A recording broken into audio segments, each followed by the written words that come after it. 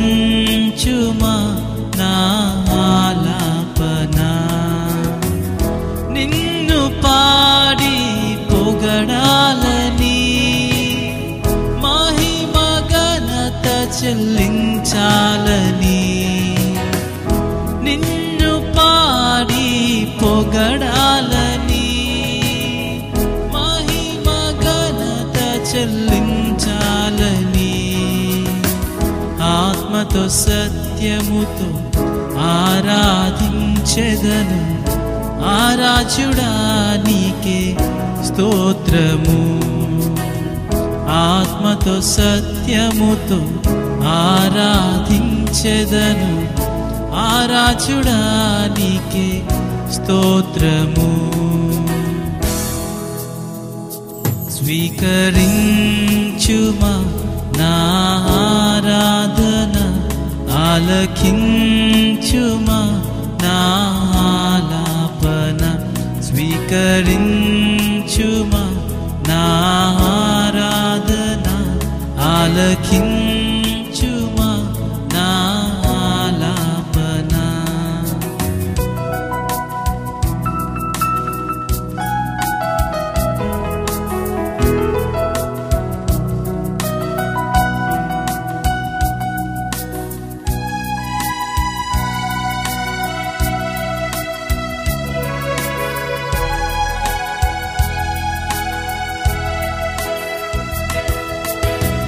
పాపములో నుండి నన్ను లేవనెత్తి శుద్ధునిగా చేశావు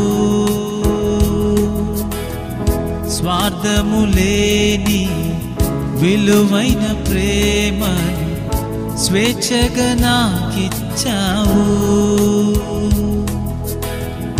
పాపములో నుండి నన్ను లేవనెత్తి శుద్ధునిగా చేశావు స్వార్థము లేని విలువైన ప్రేమను స్వేచ్ఛగా నాకిచ్చావు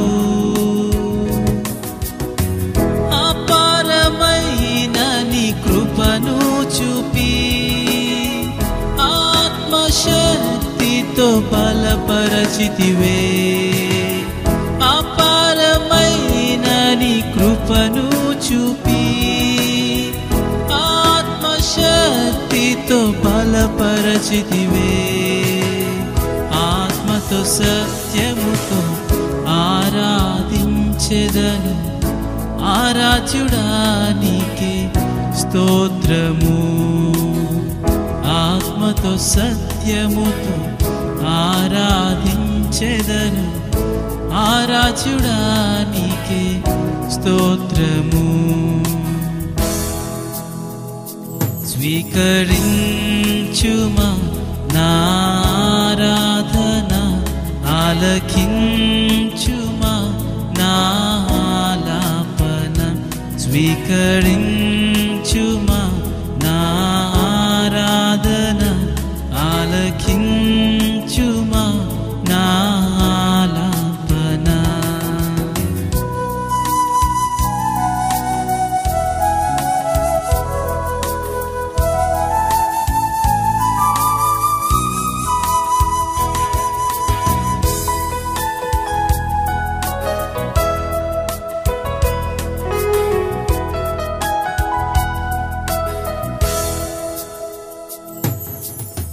ప్రతి సమయములో నీ మాటలనే తలంచి ధ్యానింతును ప్రతి క్షణముననే నీ నామమునే స్మరించి కీర్తింతును ప్రతి సమయములో నీ మాటలనే తలంచి ధ్యానింతును ప్రతి క్షణముననే నీ నామమునే స్మరించి కీర్తింతును పరిశుద్ధునిగానే నిలవాలని నిత్య నిత్యము నిన్నే స్తుతించాలని పరిశుద్ధునిగా నిలవాలని నిత్యము నిన్నే స్తుతించాలని ఆత్మతో సత్యముతో ఆరాధించెదను ఆరాధ్యుడా నీకే స్తోత్రము ఆత్మతో సత్యముతో ఆరాధించెదను ఆరాధ్యుడా నీకే స్తోత్రము స్వీకరించుమా నా ఆరాధన ఆలకించుమా నా ఆలాపన స్వీకరించుమా నా ఆరాధన ఆలకించుమా నా ఆలాపన ఆలకించుమా నా ఆలాపన.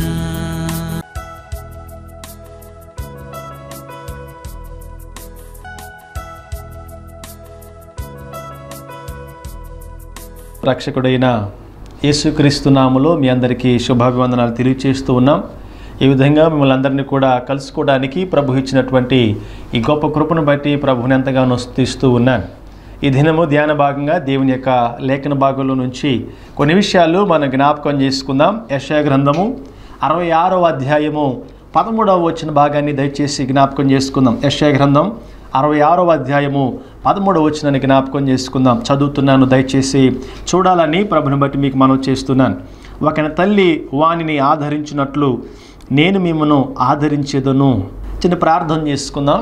దయగలిగిన మా దేవా, నీ పరిశుద్ధమైన ఘనమైన నామమునకు వందనాలు స్తోత్రాలు చెల్లిస్తున్నాం. చదువైనటువంటి మాటలు మీరు జ్ఞాపకం చేసుకోండి అయా ప్రభా. నీ మాటల ద్వారా మా అందరితో మీరు మాట్లాడి నీ కార్యం జరిగించమని సహాయం దయచేయమని యేసు నామమందు అడిగి వేడుకుంటున్నాము పరమ తండ్రి. Amen amen. ప్రియ దేని బిడ్డలారా, జ్ఞాపకం చేసుకున్నట్లయితే మరి ఒకని తల్లి వానిని ఆదరించినట్లు నేను మిమ్మను ఆదరించదనని దేవుని వాక్యం సెలవిస్తూ ఉంది. పిల్లలు జ్ఞాపకం చేసుకోండి, ఈ భూమి పైన మనం గమనించినట్లయితే తల్లి యొక్క పాత్ర చాలా ప్రాముఖ్యమైనటువంటిది. తల్లి యొక్క ప్రాముఖ్యత కూడా చాలా ఎక్కువైనటువంటిది బిడ్డలారా. ఎందుకనంటే మనం గమనించినట్లయితే తల్లి ఆదరించినట్లుగా అంటున్నాడు. నిజంగా తల్లి మరి తన బిడ్డలను ఆదరిస్తూ ఉంటుంది. ఈ మనం గమనించినట్లయితే కుటుంబంలో అందరికన్నా ముందు లేచేది తల్లి, అందరికన్నా మరి లేటుగా పడుకునేది కూడా తల్లి. అంటే కుటుంబ జీవితాన్ని మరి చక్కబరిచి అందరికన్నా ఉదయాన్నే పెందలకాడని లేచి పనులన్నీ కూడా చక్కబరిచి టిఫిన్లు భోజనము, అలాగే మరి రాత్రి అయ్యేసరికి కావలసిన భోజనం వండి అందరూ తిన్న తర్వాత అందరూ పడుకున్న తర్వాత ఎప్పటికో పనులన్నీ చేసుకుని ఎప్పటికో పడుకుంటూ ఉంటుంది.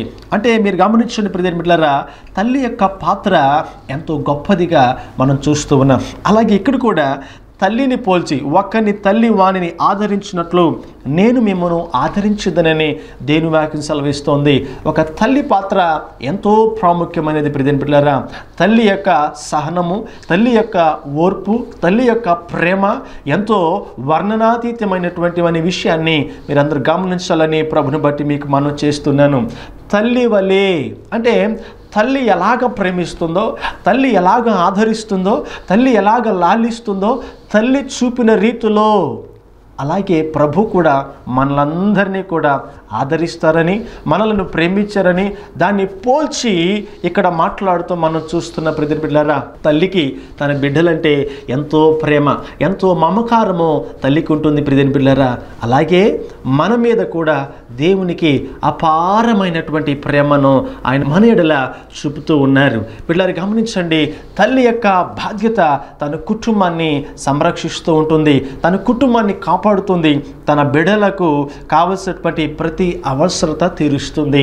చూడండి, ఒకవేళ తను పస్తులైనా ఉంటుందేమో కానీ మీరు గమనించినట్లయితే తన జీవితంలో పస్తులైనా ఉంటుంది కానీ పిల్లలకు మాత్రము కడుపు నిండా ఆహారం పెట్టేటువంటి గొప్ప మనస్తత్వము తల్లికి మాత్రమే ఉంటుంది. కొన్ని విషయాలు మనం జ్ఞాపకం చేసుకుందాం. దేవుని వాక్య భాగంలో ఆయన ఏ విధంగా తల్లి వల్లే ఆదరిస్తున్న విషయాన్ని గమనించినట్లయితే యోహాను రాసినటువంటి సువార్త 6వ అధ్యాయంలో 35వ వచన భాగాన్ని మనం జ్ఞాపకం చేసుకుందాం. అందుకు యేసు వారితో ఇట్లనెను, జీవాహారమును నేనే, నా యొద్దకు వచ్చువాడు ఏమాత్రము ఆకలిగనుడు, నా యందు విశ్వాసం ఉంచువాడు ఎప్పుడునూ దప్పిగొనుడు. చూడండి ప్రియ దేవుని బిడ్డలారా, మనం జ్ఞాపకం చేసుకున్నట్లయితే ఇక్కడ దేవుని వాక్యం మనతో మాట్లాడుతున్న మాట ఏంటంటే జీవాహారమును నేనే అనగా మొదటి విషయం గమనించినట్లయితే ఆయన మన ఆకలిని తీర్చే దేవుడై ఉన్నాడు. బిడ్డలారా గమనించినట్లయితే ప్రియ దేవుని బిడ్డలారా గమనించండి, ఒక తల్లి ఆదరించినట్లుగా దేవుని నమ్మినటువంటి బిడ్డలను ఆయన ఎన్నడూ కూడా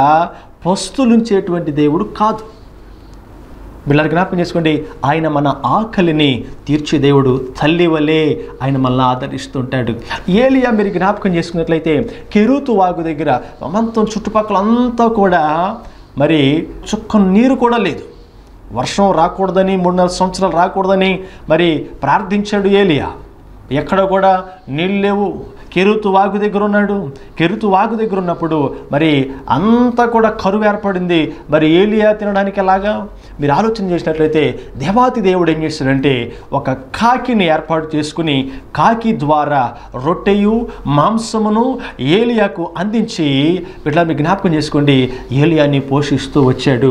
కాకి బుద్ధి మనకు తెలుసు, కానీ కాకి కూడా మీరు ఆలోచన చేసినట్లయితే నమ్మకంగా ఏలియాకి రొట్టెయు మాంసమును అందించింది. దేవుడు ఆ విధంగా ఏలియాక ఆకలిని తీరుస్తూ వచ్చాడు.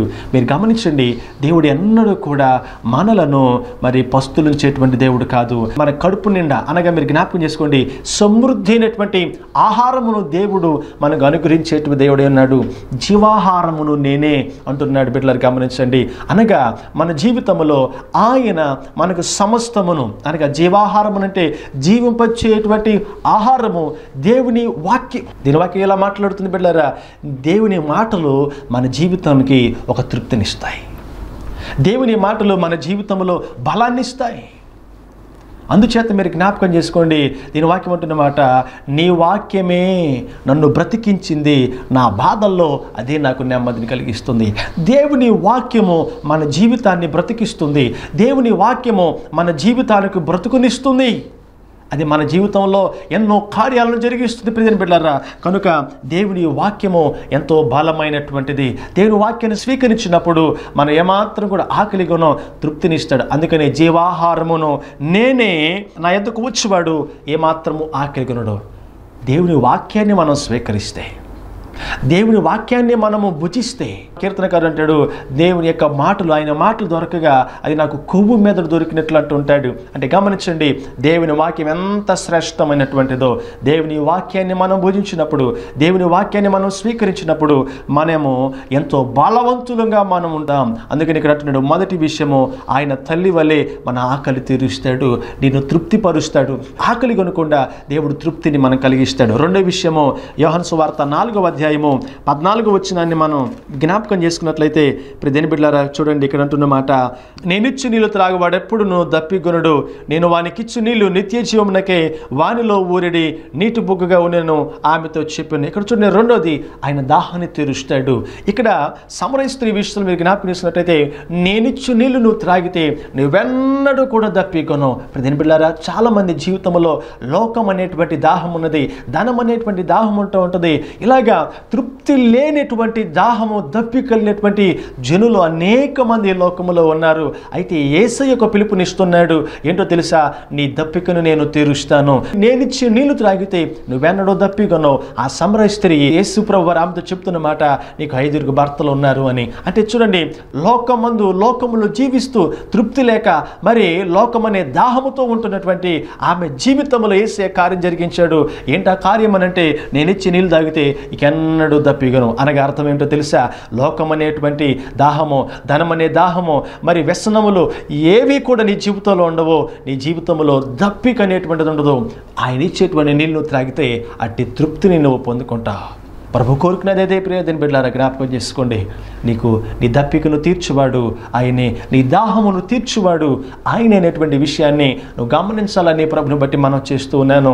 ఒక తల్లి ఆదరించినట్లుగా ఆయన మనల్ని ఆదరించి దేవుడై ఉన్నాడు. అనగా నీ దప్పికను ఆయన తీరుస్తాడు. నీ జీవితంలో ఎలాంటి దాహం ఉన్నదా, ఎలాంటి దప్పిక ఉన్నావా, ఈ లోకం అనేటువంటి దాహముతో నువ్వు మిదవుతూ ఉన్నావా, జ్ఞాపకం చేసుకో. నీ దప్పికను తీర్చి నీకు తృప్తినిచ్చి దేవుని యొక్క ఆ యొక్క నీళ్లు నువ్వు త్రాగినట్లయితే నీ జీవితంలో తృప్తి అనేటువంటిది వస్తుందని ప్రభుని బట్టి మీకు మనం చేస్తూ ఉన్నాను. మూడవదిగా బిడ్డలారా జ్ఞాపకం చేసుకున్నట్లయితే ఆయన మనలను కనికరించే దేవుడు. ఎఫెసీయులకు రాసిన పత్రిక 2వ అధ్యాయము 4వ వచనాన్ని మనం జ్ఞాపకం చేసుకుందాం.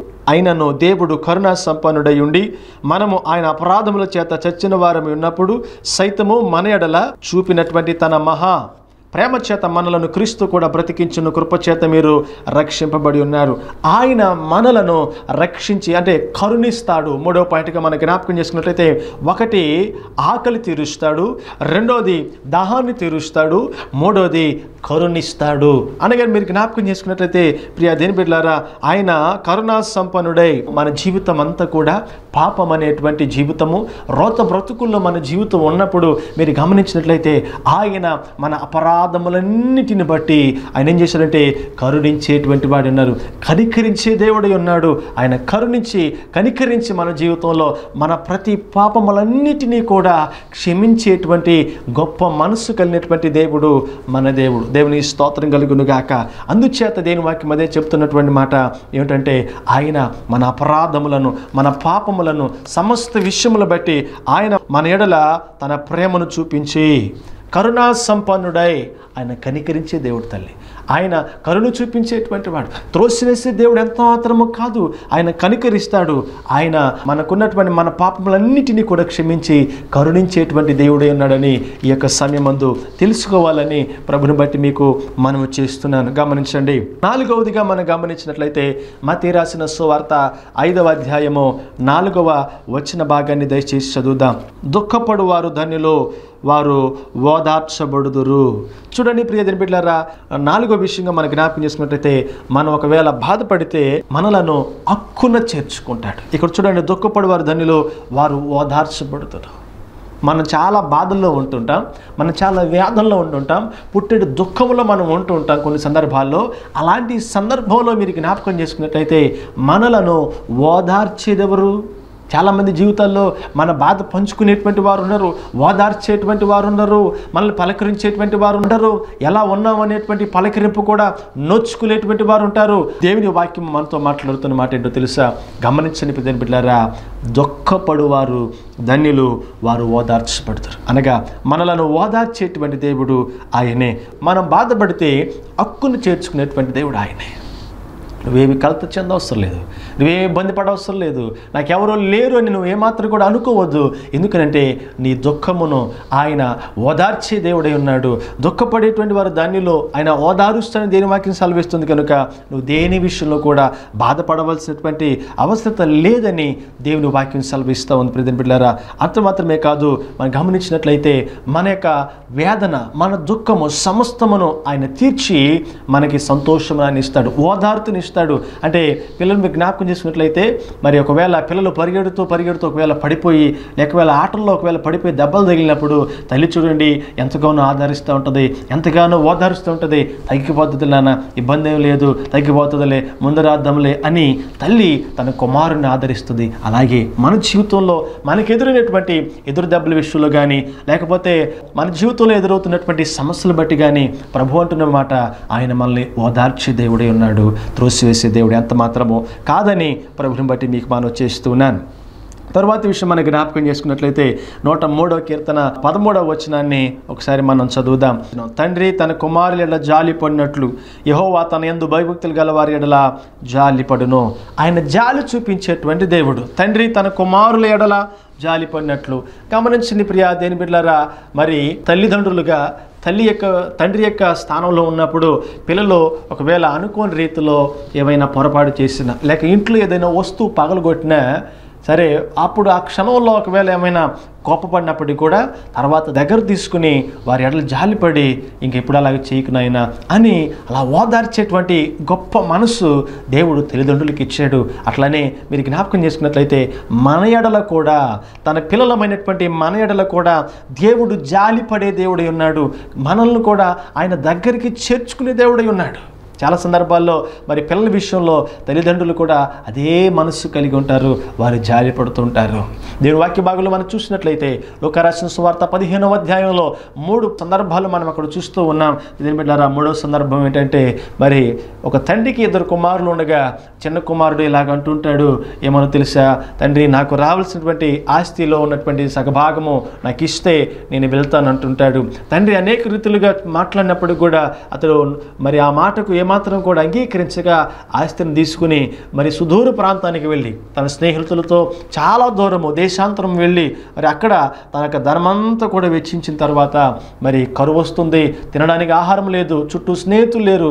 అటువంటి పరిస్థితుల్లో ఉండి పందులు తినేటువంటి ఆ యొక్క కూడు తినడానికి కూడా గతి లేనటువంటి పరిస్థితుల్లో ఉన్నప్పుడు చిన్న కుమారుడు తన ఇంటికి వెళ్ళి ఆ యొక్క పనివారిలో ఒకటిగా చేరాలనేటువంటి ఒక ఆలోచన కలిగి ఇంటి దారి పట్టాడు. మరి చిన్న కుమారుడు మరి ఇంటికి వస్తూ ఉంటే దూరానే ఉన్నటువంటి కుమారుని చూసి పరిగెత్తుకుంటూ ఎదురెళ్ళాడు. అంటే గమనించిన ప్రతి బిడ్డలారా, తండ్రి యొక్క మనసు ఎంత జాలి కలిగిందో. నీకు రావాల్సిన ఆస్తి చేసుకున్నావు కదా, ఏ మొహం పెట్టుకుని మరలా ఇంటికి వచ్చావు అనేటువంటి ఒక్క మాట మాట్లాడలేదు, ప్రశ్నలు ఏమీ లేదు. దూరంగా ఉండగానే పరిగెత్తుకుని వెళ్ళి హత్తుకున్నాడంటే మీరు జ్ఞాపకం చేసుకోండి, ఎంత జాలి కలిగినటువంటి దేవుడు. ఈరోజు నా ప్రభు మనతో చెప్పే మాట ఏంటో తెలుసా, ఒకవేళ నువ్వు దేవుని యొక్క సన్నిధి విడిచిపెట్టి ఆయన యొక్క సహవాసాన్ని విడిచిపెట్టి దూరాన ఉన్నావేమో, జ్ఞాపకం చేసుకో, దేవుడు నన్ను క్షమించదేమో, దేవుడు నన్ను కనికరించడేమో అనేటువంటి ఆలోచన కలిగి ఉన్నామో గమనించిన ప్రియమైన బిడ్డలారా, అలాంటి ఆలోచన ఏం పెట్టుకోవద్దు. అయితే ఆయన మనసారా జాలి కలిగినటువంటి మనసుతో నిన్ను పిలుస్తూ ఉన్నాడు. మరలా నిన్ను చేర్చుకునేటువంటి దేవుడు ఆయన, నిన్ను హత్తుకునేటువంటి దేవుడు ఆయన, నీ ఎడల జాలి చూపించేటి దేవుడు ఆయన. కనుక ఎంత మాత్రము కూడా అటువంటి ఆలోచన కలిగి ఉండక జాలి కలిగినటువంటి మరి తండ్రి తన కుమారుని, చిన్న కుమారుని ఏ విధంగా చేర్చుకున్నాడో మనలో కూడా ప్రభు ఖచ్చితంగా అలాగూ చేర్చుకునేటువంటి దేవుడై ఉన్నాడని మీరందరూ గమనించాలని ప్రభుని బట్టి మీకు జ్ఞాపకం చేస్తున్నాను. ఆయన మన ఎడల జాలి చూపించేటువంటి దేవుడు, కనికరించేటువంటి దేవుడు. మరి గమనించండి, ఆ విధంగా మనము తండ్రి తన కుమారుని ఎడల జాలి పడినట్లుగా మన ఎడల కూడా దేవుడు జాలి పడతాడు. చాలామంది జాలి చూపించరు, కానీ దేవుడు అంటున్నటువంటి మాట, మీ ఎడల నేను జాలి చూపించేటి దేవుడై ఉన్నాను. ప్రియదేవుళ్ళ జ్ఞాపకం చేసుకున్న ఒక విషయాన్ని నేను మీతో మాట్లాడిన ఆశపడుతూ ఉన్నాను. మరి కేరళలో జరిగినటువంటి ఒక సంఘటన నేను మీకు జ్ఞాపకం చేస్తాను. ఒక తల్లి, ఒక సహోదరి మరి అక్కడ ఉన్నటువంటి సావుకులతో ఇలా చెప్పిందట, అయ్యా ఒకసారి ఇంటికి వచ్చి ప్రార్థన చేసేయాలండి అని చెప్పి ఆమె చెప్తూ ఉందట. అలాగా ఆరాధన అయిపోయిన తర్వాత అలా చెప్తూ ఉంటుందట ఎప్పటి నుంచో. అయితే సేవకులు మరి తనకున్నటువంటి బిజీ షెడ్యూల్ బట్టి వెళ్ళలేని పరిస్థితి. అయితే ఒక రోజున చెప్పిందటయా, ఖచ్చితంగా రండి ప్రార్థన చేసేద్దరు అని అన్నానట. అనగానే ఈ సేవకులు ప్రార్థించడానికి తల్లి ఇంటికి వెళ్ళారు. తల్లి ఇంటికి వెళ్ళిన తర్వాత లోపలికి వచ్చిన తర్వాత కూర్చున్న తర్వాత ప్రార్థన చేయండి అయ్య గారు అంటే, సరే పదండమ్మ ప్రార్థన చేద్దామంటే తన యొక్క పిల్లల దగ్గరికి తీసుకువెళ్ళింది. పిల్లల దగ్గరికి తీసుకువెళ్తే పిల్లలకి ప్రార్థన చేయమనగానే మొదటి కుమారుడిని చూపించింది ఆ తల్లి సేవకునికి. ఆ మొదటి కుమారుడు మంచంలో ఉన్నాడు. లేవలేని పరిస్థితుల్లో అంగవైకల్యము కలిగి మరి డిజేబిలిటీ, ఫిజికల్లీ డిజేబుల్ కలిగినటువంటి ఒక వ్యక్తిగా ఆ కుమారుడు ఉన్నాడు. ఆ కుమారుడు కొరకు ప్రార్థించమని ఆ తల్లి కోరింది. అయితే సేవకులు ప్రార్థన చేశాడు ఆ కుమారుడు కోసం. అయ్యా నాకు ఇంకో కుమారుడు ఉన్నాడు, ఆ కుమారుడు కోసం కూడా ప్రార్థన చేద్దురు అనగానే ఇంకో రెండో బెడ్ దగ్గరికి వెళ్ళాడు. రెండో బెడ్ దగ్గరికి వెళ్ళిన తర్వాత అక్కడ కూడా పరిస్థితి చూసినట్లయితే ఆ కుమారుడు కూడా అదే పరిస్థితిలో ఉన్నాడు. అదే పరిస్థితిలో ఉంటే సేవకునికి ఏం అర్థం కాలేదు. ప్రార్థన చేశాడు, ఎంతో దుఃఖంతో ప్రార్థన చేశాడు. అయ్యా నాకు ఇంకొక కుమారుడు ఉన్నాడు అని చెప్పి 3వ స్థానం తీసుకెళ్ళింది. అక్కడ కూడా అదే పరిస్థితి. అక్కడ కూడా మరి ఫిజికల్గా హ్యాండిక్యాప్డ్ అనమాట, డిజేబుల్ కలిగి లేవలేని పరిస్థితిలో మంచానికి మాత్రమే ఆ పరిమితమైనటువంటి ఇంకో కుమారుడు. ఆ కుమారుడు కోసం ప్రార్థన చేశాడు. అయితే సేవకులు అడిగారు, అమ్మా నీ భర్త ఎక్కడ? అయ్యా రెండయ్యా భర్త దగ్గరికి వెళ్దామంటే భర్త కూడా మరి యాక్సిడెంట్ ద్వారా అతను కూడా మంచానికి పరిమితం అయిపోయాడు. మంచం పరిమితం తర్వాత ఈ సేవకునికి ఏం అర్థం కాలేదు. అరే ముగ్గురు అలాగే భర్తతో కలిపి నలుగురికి సేవ చేస్తుందంటే ఎంత ఓర్పు కలిగి, ఎంత జాలి కలిగిన మనసుతో ఈమె పరిచర్య వారికి చేస్తూ ఉందో అని ఆ సేవకుడు కళ్ళమ్మటే నీళ్ళు పెట్టుకున్నాడు అంట. బిడ్డలారా, జ్ఞాపకం చేసుకోండి. మరి మంచాన ఉన్నటువంటి ముగ్గురు పిల్లలు, మరి మంచాన ఉన్నటువంటి తన భర్త, వీరందరినీ చూస్తూ దేవుని ప్రేమ కలిగి వారందరికీ పరిచర్య చేస్తూ ఉన్నటువంటి తల్లి. గమనించండి ప్రియమైన బిడ్డలారా, ఆయన మన ఎడల జాలి చూపించేటువంటి దేవుడు, త్రోసివేసే దేవుడు కాదు. మనల్ని త్రోసివేసే దేవుడు ఎంత మాత్రమో కాదు, కానీ మనల్ని చేర్చుకునేటువంటి దేవుడే ఉన్నాడని ఈ విషయాన్ని మీరు జ్ఞాపకం చేసుకోవాలని ప్రభుని బట్టి మీకు మనం చేస్తున్నాను. తదుపరి మనకి జ్ఞాపకం చేసుకుందాం. యెషయా గ్రంథము 53వ అధ్యాయము 5వ వచనాన్ని దయచేసి చదువుదాం. మన అతిక్రమ క్రియలను బట్టి అతడు గాయపరచబడిను, మన దోషములు బట్టి నలగొట్టబడిను, మన సమాధానార్థమైన శిక్ష అతని మీద పడిను, అతడు పొందిన దెబ్బల చేత మనకు స్వస్థత కలుగుచున్నది. దేని బిడ్డలారా, జ్ఞాపకం చేసుకోండి. మరి ఆయన పొందినటువంటి దెబ్బల చేత మనకి స్వస్థత కలుగుతుంది. మీరు గమనించినట్లయితే ప్రియమైన బిడ్డలారా, ఒక తల్లి ఆదరించినట్లుగా ఈ విషయాన్ని మనం జ్ఞాపకం చేస్తూ ఉన్నాము. ఆయన పొందిన దెబ్బల చేత, అంటే రోగముతో మనం ఉన్నప్పుడు ఆయన మనల్ని బాగు చేసేటువంటి దేవుడు, అనగా స్వస్థపరిచేటువంటి దేవుడు. చూడండి, లాజరు చనిపోయాడు, కానీ మరి యేసు ప్రభు వారు ఇలా అంటున్నారు, లాజరు బయటికి రానగానే లాజరు తిరిగి మరి బయటకు వచ్చాడు, జీవాన్ని పొందుకుని బయటకు వచ్చాడు. మీరు గమనించినట్లయితే ఆయన మన జీవితంలో స్వస్థ కార్యాలు చేయగలిగినటువంటి, రోగముతో ఉన్నప్పుడు మనల్ని బాగుపరిచి స్వస్థపరిచే దేవుడు ఆయనే. చివరిగా నేను జ్ఞాపకం చేస్తున్నాను, రోమిలు రాసిన పత్రిక 5వ అధ్యాయము 8వ వచనం ప్రకారంగా మన కొరకు ఆయన ప్రాణం పెట్టేంత ప్రేమ కలిగినటువంటి దేవుడు. చూడండి, మరి మానవాళి యొక్క రక్షణార్థమై, మానవాళి యొక్క పాపముల విమోచనార్థమై యేసు ప్రభు వారు పిల్లలను జ్ఞాపకం చేసుకోండి, కల్వరి సిలువలో మనందరి కొరకు ప్రాణం పెట్టారు, సమాధి చేయబడ్డారు, 3వ దినాన తిరిగి లేచారు పిల్లరా. కనుక జ్ఞాపకం చేసుకోండి, ఒకని తల్లి ఆదరించినట్లుగా ఆయన మనలందరినీ ఆదరిస్తున్నాడు. నీ ఆకలి తీరుస్తున్నాడు, నీ దాహాన్ని తీరుస్తున్నాడు, నిన్ను కరుణిస్తూ ఉన్నాడు. ఒకవేళ నీ బాధపడితే నిన్ను ఓదార్చి హక్కును చేరుస్తూ ఉన్నాడు. ఒకవేళ నీ జీవితంలో ఆయన జాలి చూపిస్తున్నాడు, రోగముతో ఉంటే నిన్ను బాగుపరుస్తూ ఉన్నాడు. అలాగే మన కొరకు ప్రాణాన్ని పెట్టుతున్నాడు. ఒక తల్లి ఆదరించినట్లుగా ఆయన మనల్ని ఆదరించే దేవుడు, కనికరించే దేవుడు.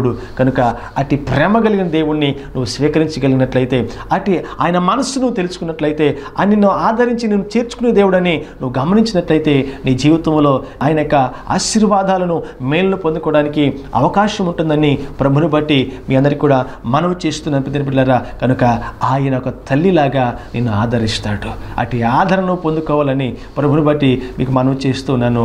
ఇట్టి మాటలు దేవుడు తన వెనుకలో దీవించును గాక. ఆమేన్. ప్రార్థన చేసుకుందాం. దయగలిగిన మా దేవ, ఈ పరిశుద్ధమైన ఘనమైన నామానికి వందనాలు, స్తోత్రాలు చెల్లిస్తూ ఉన్నాం ప్రభు. మీ సహాయం దయచేయండి. ఈ సమయమందు ప్రభు, ఒకని తల్లి ఆదరించినట్లుగా ప్రభు మీరు మమ్మల్ని ఆదరిస్తారని వాక్యము యెషయా గ్రంథంలో జ్ఞాపకం చేసుకున్న మీ సహాయం దయచి ప్రభు, నా తండ్రి నాయన, నిజముగా మమ్మల్ని ఆకలి తీర్చువాడువు అయ్యా, దాహము తీర్చువాడు, జాలి చూపించువాడు ప్రభు. నా తండ్రి అయ్యా, రోగములతో ఉండగా మా కట్టులు కట్టువాడు ప్రభు, స్వస్థపరచువాడు, జాలి చూపించేవాడు ప్రభు, కరుణించేవాడు ప్రభు. నీ స్తుతులు మా అందరి కొరకు ప్రభా, ప్రాణము సైతం పెట్టి దేవుడు ప్రభు నీ స్తోత్రాలు. అట్టి నీ ప్రేమను మేమందరూ తెలుసుకోవడం నీ కృప దయచే ప్రభా. అట్టి ఆదరణ మేము పొందుకొని కృప దయచేయండి అయ్యా. బిడ్డలందరూ మీరు జ్ఞాపకం చేసుకుని అయ్యా ప్రభు, ఈ కార్యక్రమాన్ని వీక్షిస్తున్న ప్రతి ఒక్కరిని మీరు జ్ఞాపకం చేసుకుని ప్రభు మీ స్తోత్రాలు. వారందరినీ మీరు ఆదరించండి ప్రభా, నీ స్తుతులు. ఒకవేళ నీ సన్నిధి దూరంగా ఉన్నారేమో ప్రభా, వారందరినీ మీరు నాయన నీ సన్నిధికి మీరు చేర్చమని ప్రార్థన చేస్తూ, అట్టి ఆదరణకు పాత్రులని కృప దయచేయమని, దీవించి ఆశీర్వదించమని యేసు నామములో అడిగి వేడుకుంటున్నాం పరమ తండ్రి. ఆమేన్, ఆమేన్, ఆమేన్.